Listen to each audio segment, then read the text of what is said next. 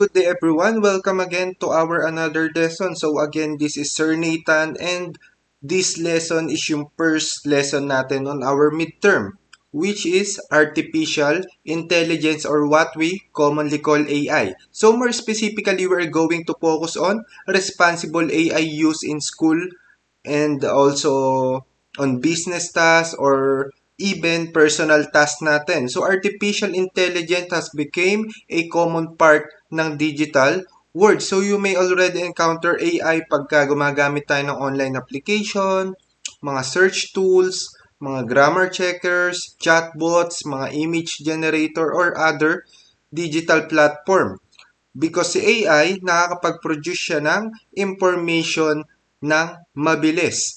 And sobrang nagagamit natin yung mga information na yon sa mga task natin. However, being able to generate an answer quickly does not automatically mean na tama yung binibigay niya sa ating information. And being able to ask AI to complete something does not automatically mean that we should submit whatever it produce. So that is the main idea of our lesson. We are not going to simply learn how to use AI. We're going to learn how to use AI responsibly. So before we begin, let us look at our objectives. So at the end of the lesson, you should be able to first, identify basic AI concept and tools. Second, explain responsible and ethical use of AI. And third, understand how responsible AI concept can be applied when creating digital output. So the most important objective for our discussion is that you understand na yung AI should be used as a supporting tool only. Hindi yung pinoproduce niya is yun na yung gagamitin natin. So si AI is guide lang natin siya. So kailangan pa rin nating mag-isip, mag-check and mag-revise. And you should still take responsibility for the work that you submit. So AI can assist or guide, but you remain responsible for the final output. So our essential question is, how can students use AI tools responsibly without losing accuracy, ethics, and originality? So there are three important words in this question. So yung una dyan is yung accuracy. Kung tama ba yung pinoproduce ni AI na information. Second is ethics. Are we using AI honestly and responsibly? And lastly, the originality. So are we still contributing na mag-isip ng ideas or are we simply copying whatever AI give us? So throughout this lesson, this discussion, keep those three ideas in mind. Yung accuracy, ethics, and originality. So, responsible AI, nire-require niya yung tatlo na yan. So, our discussion is divided into three main concepts. First, the artificial intelligence. We will understand yung mga AI. And second, we will discuss yung mga prompts na ginagamit natin, kung ano ba yung tamang prompts, tamang pagpa-prompt.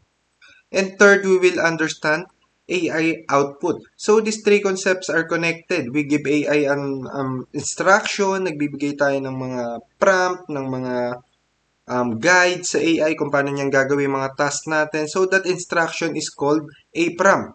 So, the AI processes that instruction, then it will produce an output. So, after receiving that output, however, our responsibility as users does not end.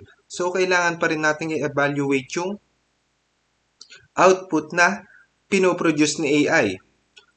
So, let us begin with our first major concept, which is artificial intelligence. So, when some people hear the words artificial intelligence, they imagine something very complicated. But for our lesson, sa lesson natin, we are going to understand AI sa mas simple and practical way. So, you do not need to know how to build an AI system. Ang kailangan lang nating maintindihan is what AI can do and what it cannot reliably do and how we should use it responsibly. So, ano nga ba si artificial intelligence or AI? So, si AI is technology na na nakakatulong para mag-perform yung mga machine ng task that usually require aspect of human thinking. So for example, AI systems may work with language, yung mga images, mga pattern, recommendations, or even information. So an AI tool may receive an instruction and then generate a response based sa instruction na yon. However, there is something important na gusto kong maintindihan nyo.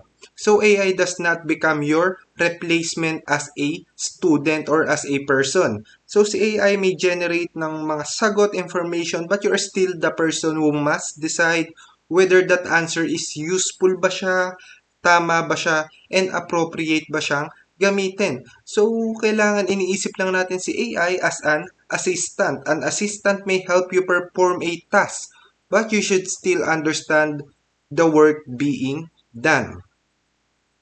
So we have examples of AI tasks. So AI can assist with different kind of tasks according to our lesson. AI can help with writing ideas, summarizing text, answering questions, pag-create ng image, pagsasuggest ng designs, pag-i-improve ng grammar, and also organizing information. So you do not need to memorize this entire list. Ang gusto kong maintindihan nyo is that AI can work with many types of information. However, there is important difference between sa helping you complete a task and doing all your thinking for you. So, suppose you are asked to write something for class. So, si AI natutulungan niya tayo mag-isip ng idea. But after receiving the suggestion, you should still understand kung ano ba yung idea binigay niya sa inyo and decide how you want to present it.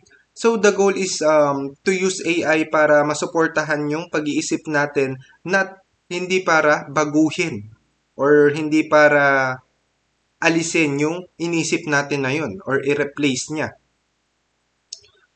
So, AI tools.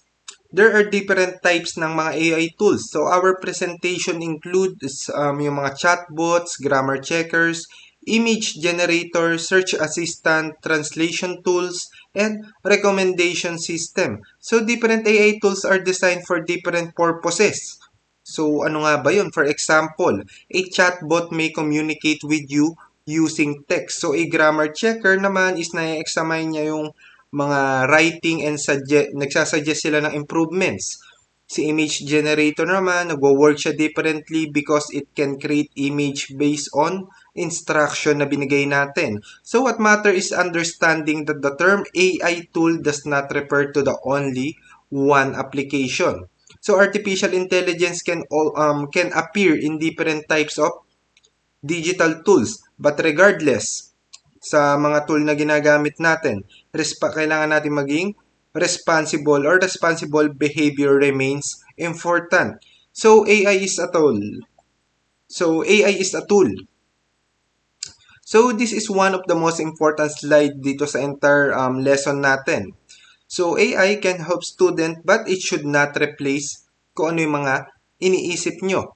So student must still yung mga pag-check ng information, pagre-revise ng answer, pag-use ng own ideas, and follow teacher's instruction. So I want you to remember those 4 responsibilities tuwing gagamit tayo ng AI. So suppose binigyan ko kayo ng task and specifically says that AI should not be used. So, hindi kayo pwedeng gumamit ng AI.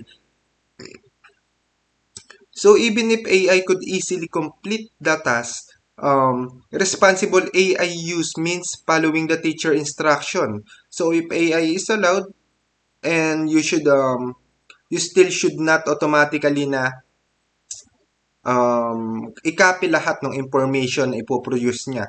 Kailangan pa rin natin siyang i-evaluate, i-check, and i-correct kung tama ba yung ginawa niya. And lagi niyong tandaan na guide lang si AI. So, use it as assistance. So, the student remains responsible for the final work if yun yung ginawa niya. So, we have prompt for our next major part.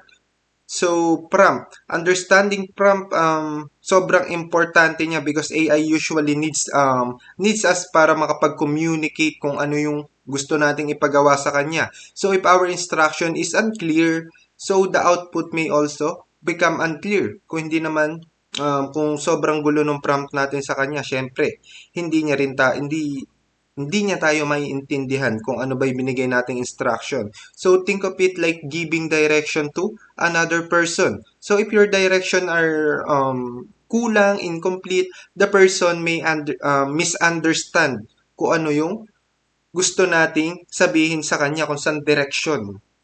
So, AI works in similar way when responding sa mga prompt na binibigay natin. So, ano nga ba si prompt? So a prompt is the instruction or question given to an AI tool. Let us use one example throughout this lesson. Suppose you are working on a simple school business project na nag-i-involve ng student planner.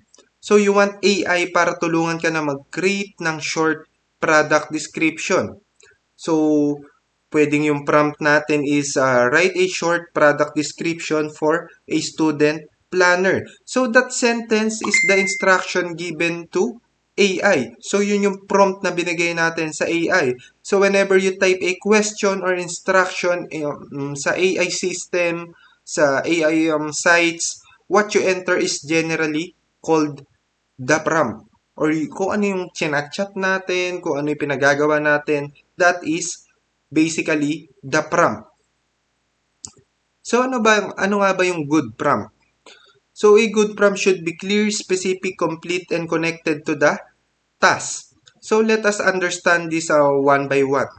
So clear, meaning AI should easily understand kung ano yung tinatanong natin or kung ano yung pinapagawa natin sa kanya.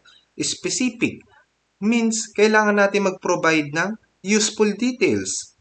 Complete meaning kailangan naka-include doon lahat ng important requirements na gusto nating ipagawa sa kanya or naglalagay tayo ng limit para hindi siya sumobra, para mabigyan lang natin siya ng limit kung ano yung gagawin lang niya. And connected to the task means your prompt actually matches what you are supposed to accomplish. So a prompt does not need to be sobrang haba, extremely long. So more words do not automatically mean a better prompt. So ang nagmamatter lang is giving AI the right information. Before sending a prompt, tanungin muna natin sarili natin. So if another person read our instruction, may intindihan kaya niya? Masasagot kaya niya yung tanong ko sa kanya or masusundan kaya niya yung instruction na binigay ko sa kanya. So if not, your prompt may need improvement or kailangan nating i-revise yung prompt natin hanggang sa maging tama. So weak prompt versus better prompt. So our weak prompt saying make something about business. So bakit nga ba weak?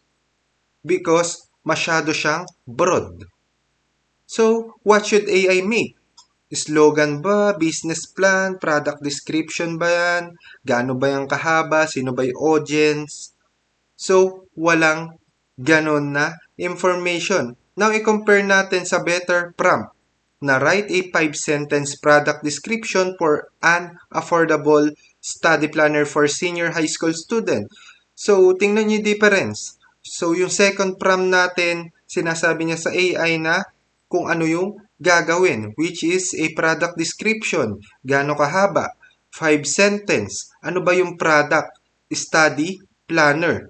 And sino ba yung mga audience natin? Which is the senior high student. So, that is why specifically improves prompting. So, pero remember, even a very good prompt does not guarantee na yung AI output is tama or laging tama. So that bring us to our next concept, which is the AI output. So our third major concept is this. So we already learn na yung prompt is yun yung binibigay natin sa AI. And the output is what AI gives back to us. So this is the point where responsible AI use becomes especially important. Receiving an output is not the final step. So after AI gives us something, kailangan pa rin nating i-check. Kailangan pa rin nating examine. So, ano nga ba si AI output? So, an AI output might be paragraph, slogan, summary, a product description, or a list of ideas. So, going back to our one example, supposed to be na nag-enter tayo ng write a 5-sentence product description for an affordable study planner for senior high school student. So, the 5-sentence product description produced by AI would be the output. So, ito yung pinaka-importanting part. So, do not immediately copy it and submit it. Hindi, wag muna natin siyang ipasa. Basahin muna natin, intindihin muna natin, and check natin whether it follows the instruction or the prompt na binigay natin. And check natin kung may make sense ba siya. Then, i-revise natin siya if necessary. So, think of AI output as a draft or suggestion na kailangan natin dahil nag-prompt tayo, nagpatulong tayo, nag-ask tayo ng guidance sa AI about sa gagawin natin. So, responsible AI use. So, students should check facts, avoid copying everything, protect privacy, and acknowledge AI use when required. So, yung 4 topics na yan is important. So, first, check facts. Ano nga ba yung check facts na yan? So, because AI may produce incorrect information, kailangan pa rin natin siyang i-check.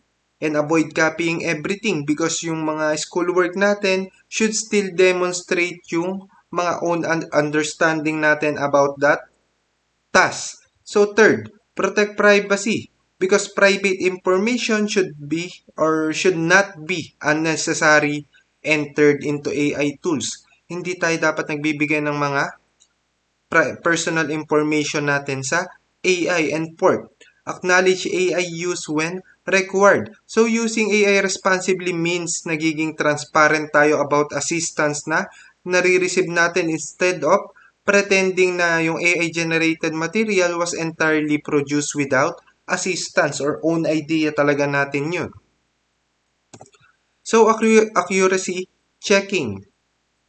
So, AI can make mistakes.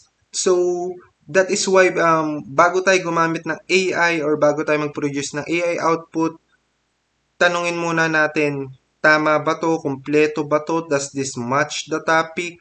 And kailangan ba natin siyang i-revise? So, let us return sa student planner example natin. So, imagine, AI creates a product description. And sinabi niya that the planner is nagko-contain siya ng 500 pages. But yung actual planner natin, meron lang siyang 100 pages. So, yung paragraph may sound, pwede siyang magmukha or mag-sound professional. The grammar, pwede siyang maging perfect. But yung information na binigay niya sa atin is mali pa rin. So, if you copy it and hindi natin siya chinek, nagsasubmit tayo ngayon or nagpa-publish tayo ng incorrect information. So, never judge AI output only by how confident or professional it sounds. So, si accuracy, kailangan na check pa rin natin siya separately. So, bias in AI. So, another issue na kailangan nating i-understand is bias in AI. So, nangyayari si bias when AI output shows unfair or one-sided information lang. So, we should check whether the output is fair ba siya, respectful ba siya, balance ba siya, and appropriate ba siya. So, AI-generated information may sometimes reflect patterns na nagre-result ng unfair representation. So, that is why na kailangan natin ng human judgment. So, when reading an AI-generated response, tanungin natin sarili natin. So, does this unfairly describe a particular person or group? So, yung language ba is respectful ba siya? And is the answer presenting only one side when topic needs balance? And responsible AI users do not simply accept the output. So, ini-evaluate din nila kung paano pine-present yung information. So, next is privacy. So, do not share private information sa mga AI tools na ginagamit natin. So, our presentation tell us na mag-avoid ng mga information such as full address, mga password, mga contact numbers natin, private family details, and school account information. So, this is the simple rule to remember. So, if information is private or sensitive, wag nating ilagay dun sa AI or wag nating i-prompt dun sa AI. So, you normally do not need to provide private information para lang makareceive ng help sa school task or sa task na kailangan natin sa AI. So, for example, nag-a-ask tayo sa AI na i-improve yung paragraph. So, hindi naman na kailangan ni AI malaman pa yung account and passwords natin. So, kailangan pinoprotektahan natin mga information natin dahil part yan ng being responsible digital behavior. So, let's discuss acknowledgement. So, si acknowledgement means admitting that AI help in the work. Ibig sabihin, sinasabi natin na humingi tayo ng guidance sa AI, nagpatulong tayo about sa idea, sa ganito, kaya natin nagawa to. So, the example from our presentation says, AI was used to help generate ideas but the final output was checked and revised by the student. So, napaka-useful nung statement na to because it clearly explains the role of AI. The student is not saying na I did everything without assistance.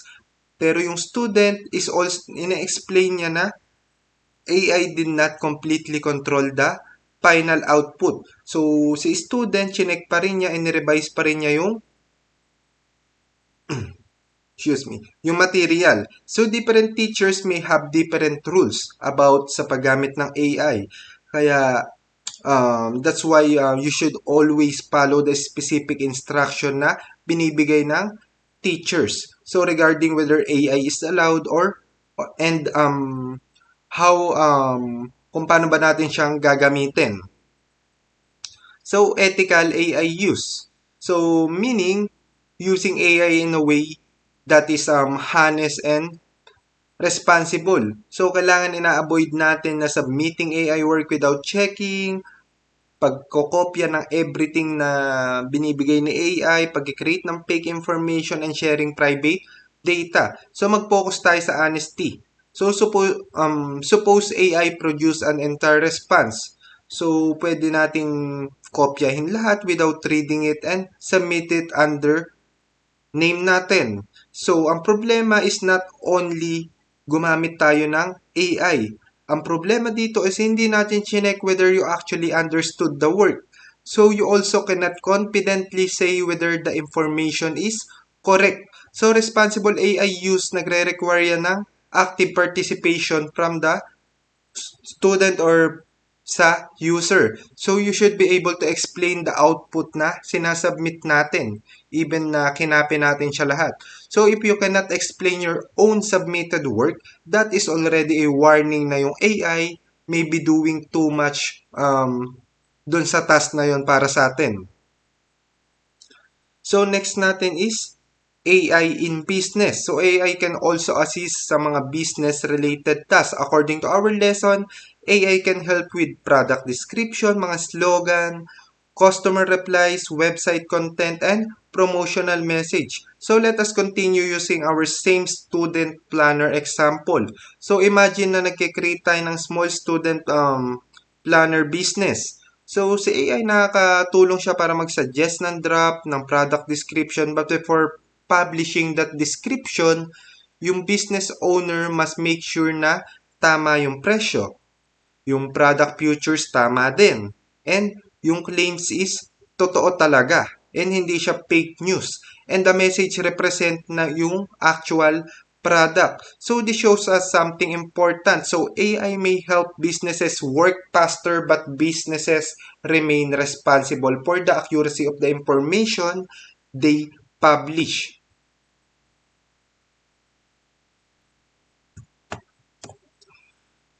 So, AI in school task. So, si AI can also assist us sa mga school task natin. So, according to the presentation, AI can help student brainstorm ideas, improve grammar, summarize notes, etc.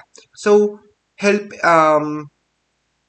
notice nyo yung sasabihin kong words. Help and assist. So, for example, if you do not understand a difficult topic, you might ask an AI tool para i-explain yung concept using simpler words para mas ma-enlighten tayo. So, after receiving the explanation, however, your goal should be to understand the concept yourself.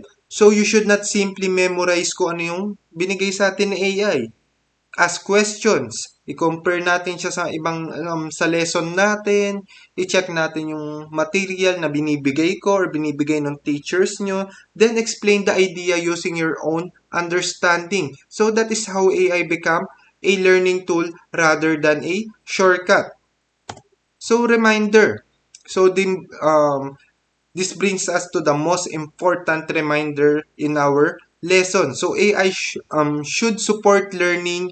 It should not become a shortcut for cheating. So there is a major difference between using AI para matuto tayo and using AI para i-avoid natin na matuto. So, if AI explains a difficult topic and ginamit natin yung explanation na yun para mas maintindihan natin yung lesson natin, AI is supporting learning. But if you give AI your entire activity, then kinopya nyo lahat ng output niya without understanding anything and sinubmit natin siya immediately, you have missed the purpose of the school task. Remember that activities are not given only dahil lang yung mga teachers kailangan na may ma-grade sa inyo or may ma-score sa inyo. So, activities are designed para matulungan kayo na i-practice kung ano ba yung mga natututunan natin sa everyday or every week lesson natin. Or mag-demonstrate ng understanding na natututunan natin. So, if AI performs all of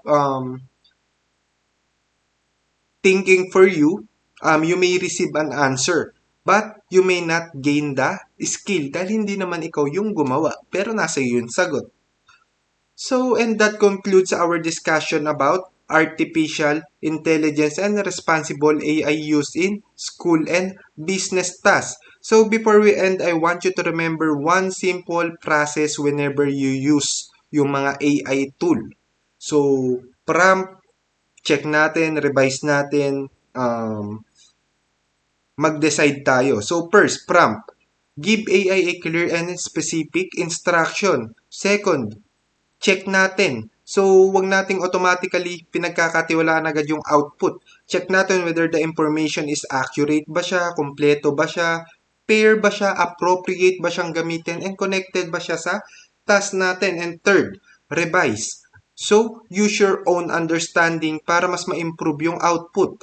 Correct natin yung mga mali, remove natin yung mga unnecessary information na binigay sa atin ng AI, and make sure that the final work actually represent kung ano ba yung, kung bakit ba natin sila kino-communicate. And finally, decide. Decide whether the output should actually be used. So sometimes AI produce something useful. So sometimes then it needs major changes or kailangan talaga nating i-revise. And sometimes the best decision is not to use the output at all kasi talagang taliwas siya or opposite siya doon sa talagang binigay nating instruction. So always remember that AI can generate information but you remain responsible for what you submit or what you publish. So protect natin yung mga privacy natin, follow natin yung mga instruction ng teachers natin, acknowledge natin na yung AI assistance pagka required naman or sinabi ni teachers natin na yes, pwede tayong gumamit ng AI. So do not create or spread false information dahil lang hindi natin na-check yung output nung pinramp natin sa AI and ginamit agad natin siya, sinubmit agad natin siya, and most importantly, continue using your own thinking. So AI should make learning more productive. Hindi pala i-remove yung learning na yon sa process nung pag-aaral natin. So if you use AI, use it to ask better question. understand yung mga difficult ideas and organize your thoughts and also improve something you have already started. So, continue learning and gamitin natin yung technology responsibly and I'll see you in our next discussion. So, thank you everyone and goodbye for now. Again, this is your Sir Nathan and have a great day.